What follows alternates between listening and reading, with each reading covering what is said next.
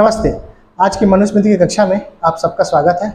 यदि आप लोगों को इन कक्षाओं से लाभ हो रहा है, आपके ज्ञान में वृद्धि हो रही है, या मनुस्मृति के बारे में जो भी भ्रांति आपने सुनी है वो दूर हो रही हैं, तो हमें कमेंट करके अवश्य बताएं। हम आपके सारे कमेंट पढ़ते हैं और हमारा चैनल सब्सक्राइब अवश्य करें। आप लोगों का सपोर्ट ही हमारे प्रयासों के लिए प्रोत्साहित करता है। तो पिछली कक्षा में हमने मनुस्मृति के 5वें अध्याय में द्रव्य शुद्धि विषय में यज्ञ पदार्थ, यज्ञ में जो पदार्थ उपयोग हो रहे हैं उनकी शुद्धि और जो हमारे वस्त्र हैं उनकी शुद्धि आदि विषयों का अध्ययन किया था। और आज हम लोग 5वें अध्याय में द्रव्य शुद्धि विषय में ही आगे देखेंगे। हमारा पहला श्लोक है आज। शौम वच्च शंख श्रृंगाणाम अस्थि दंत मयस्य च शुद्धि विजानता कार्या गोमूत्र उद्यकेण व।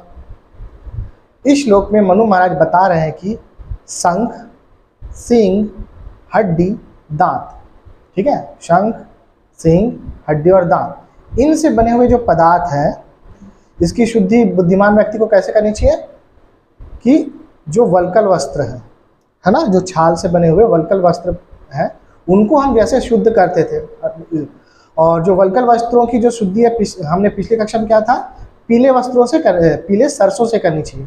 तो इन पदार्थों की शुद्धि भी पीले सरसों से ही करनी चाहिए, या फिर इसके अलावा या फिर गौमूत्र और पानी से करनी चाहिए। अब आगे देखते हैं। प्रोक्षणा तृण काष्ठम च पलालम चैव शुद्धयति मार्जनो पांजन नैर्वशम पुनः पाकेन मृन्मयम। यहाँ पर मनु महाराज कह रहे हैं कि घास, काष्ठ मतलब लकड़ी, और पुआल मतलब जो धान या गेहूं का जो हिस्सा हम उपयोग नहीं करते हैं, तो बचा हुआ जो घास रहता है उसको पुआल बोलते हैं। इससे बने जो पदार्थ हैं इनको क्या है, जल में डुबाकर पोंछने से ये शुद्ध हो जाते हैं। और घर की शुद्धि जो है वो धोने, झाड़ू लगाने, बुहारने और लीपने से होती है। अब इसमें भी जो घर है ना, घर भी क्या है आप अपने विवेक से साफ करेंगे।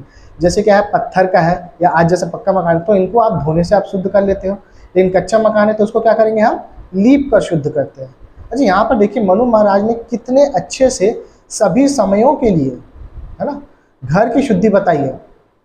चाहे वो अभी का समय हो, पक्के मकानों वाला हो या फिर कच्चे मकानों वाला, दोनों ही बातें इसमें समाहित हैं। ठीक है, तो जो पुस्तकें जिनको बोला जाता है कि ये सर्वकालिक पुस्तकें हैं, उनको क्या होना चाहिए, ऐसा ही होना चाहिए जो हर तरह की बातों, हर काल के बातों को समावेश कर सके। अब आगे महाराज कह रहे हैं, मनु महाराज कह रहे हैं कि मिट्टी के पात्र या फिर पदार्थ, इनको क्या कर सकते हैं हम, अग्नि में रख कर उसमें जल आदि पकाकर उसको धोने से वो फिर से शुद्ध हो जाते हैं। अब आगे देखते हैं हमारा अगला श्लोक। मध्य मूत्र है प्रिशर्वा स्ठवेन पुण्य शोणितः स्पृष्टम नैव शुद्धयेत पुनः पाकेन मृन्मयम। अब इसमें क्या बता रहे हैं, इस श्लोक में मनु महाराज बता रहे हैं कि शराब, मूत्र, मल, थूक, जो राद निकलता है ना, पीप वगैरह निकलता है घावों से, खून, इनसे लिपा सना हुआ मिट्टी का बर्तन फिर पकाने से भी शुद्ध नहीं होता। ठीक है, क्या बोल रहे हैं कि जो शराब, मूत्र, मल, थूक, इन चीज़ों से, अब अच्छा ये चीज़ें होती कहाँ पर हैं, पैथोलॉजिकल जगहों पे, है ना। तो ऐसे बर्तन क्या होते हैं, वो फिर से शुद्ध नहीं होते हैं, अर्थात किसी पात्र में चीज़ें रखी गई हैं तो उसका उपयोग दोबारा हमको नहीं करना चाहिए। और ये तो अब हम लोग आज के चिकित्सा क्षेत्र में देखते हैं ना कि जिन वस्तुओं का उपयोग इन चीज़ों के लिए हो रहा है, जैसा कि ये ज़्यादा क्या होती है, सिंगल यूज़ होती है, डिस्पोजेबल होती है। जैसे कि पैथोलॉजी में या सर्जरी में ये चीज़ें जनरली क्या बनाई जाती है, सिंगल यूज़ बनाई जाती है। ठीक है, अब आगे देखते हैं। सम आर्जेन उपांजेन सेकेन उल्लेखनेन च गवांच परिवासेन भूमि शुद्धयति पंचभिः। बुहारना, लीपना, छिड़काव करना या धोना, खुरचना और गायों का निवास, इन 5 कामों से क्या होती है, हमारी जो भूमि होती है वो शुद्ध होती है। अब इसमें लीपना, छिड़काव करना या धोना, ये क्या है, स्थान के अनुसार होना चाहिए। जैसे क्या है, अगर कोई बड़ा सा मैदान है ना, अब इस पे लोगों को आसन बिछाकर बैठना है तो क्या करेंगे, हम ऐसे जगह को लीपेंगे। अगर ऐसा कार्य नहीं है तो फिर छिड़काव करने से वो मंडप या आंगन ठीक हो जाता है। ठीक है, अगर पत्थर का बना हुआ है ना, या फिर पक्का आंगन है तो फिर उसको हम धोएंगे। अब आगे देखते हैं। यावन्न प्रत्यमिध्याक्ताद् गंधो लेपश्च तत्कृतः तान्मिद्वारी चादेयं सर्वाशु द्रव्यशुद्धिषु।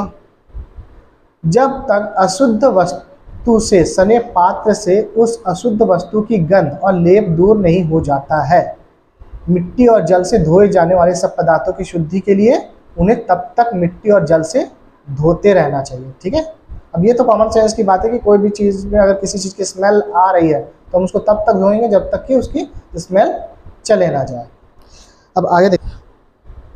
एष शौच विधि कृतृष्णो द्रव्य शुद्धि स्थैव च उक्तो वह सर्ववर्णानां स्त्रीणां धर्मानि बोधत।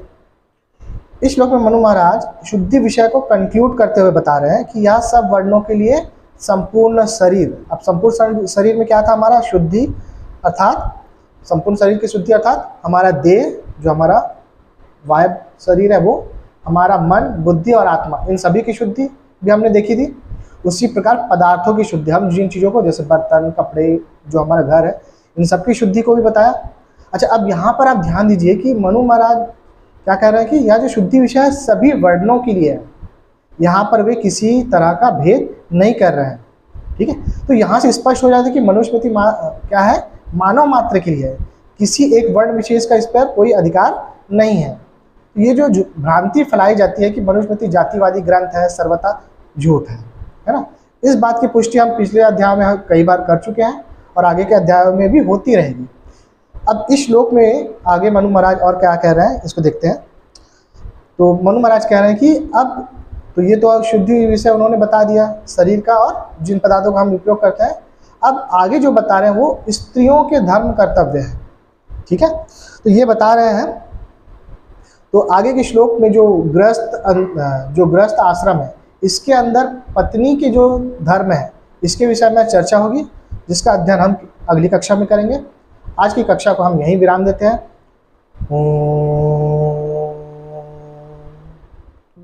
आज की कक्षा आप लोगों को ज्ञानवर्धक लगी अथवा आपके कोई प्रश्न या सुझाव हो तो हमें कमेंट करके अवश्य बताएं।